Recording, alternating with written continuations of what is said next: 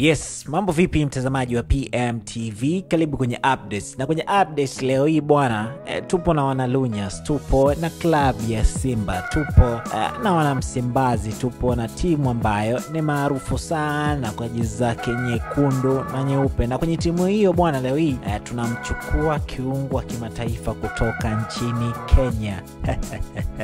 Si mwingine, huyu ni Mohamed Bajaber, kiungo ambaye alisajiliwa na club ya Simba kwenye dirisha kubwa, na tokea aliposajiliwa na klabu ya Simba hakufanikiwa kucheza mchezo wowote wa kimashindano mpaka ilipofika hapo jana. Kabla ya hapo jana kulikuwa na maswali mengi kuhusiana na kijana huyu kutoka nchini Kenya.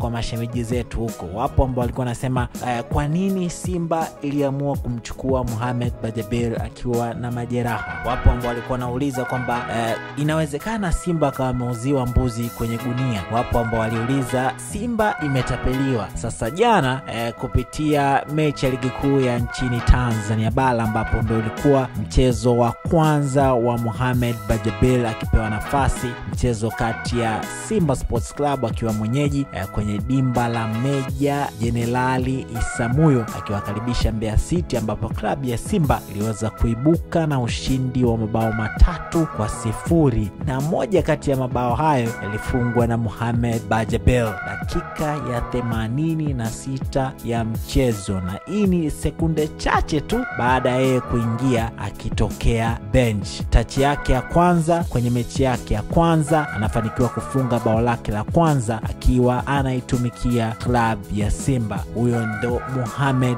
Bajaber ambaye jana alipata wasaa wa kuweza kucheza mechi yake ya kwanza ndani ya club ya Simba. Na baada sasa ya mchezo huo kuweza kutamatika, meneja wa habari na mawasiliano ndani ya klabu ya Simba, nikiwa namzungumzia Ahmed Ali, kupitia ukurasa wake rasmi wa Instagram amechapisha chapisho ambalo limeandikwa hivi: breakfast ya Bajaber hii leo. Kwanza, asiamshwe alale mpaka usingizi uishe. 2, chai ya maziwa halisi ya ng'ombe isiwekwe maji hata kidogo. 3, vitafunwa sambusa za nyama, kachori, sausage za kuku, vitumbua vya mayai ya kienyeji, epo jekundu, asipewe bagia zitamkaba. Lakini 4 ameandika juice ya aloe vera isiwe na sukari nyingi, juice ya tende na juice ya embe iliyochanganywa na passion, ila passion isiwe kali sana. 5, akiwa ana move kutoka chumbani kwenda kantini apewe ulinzi.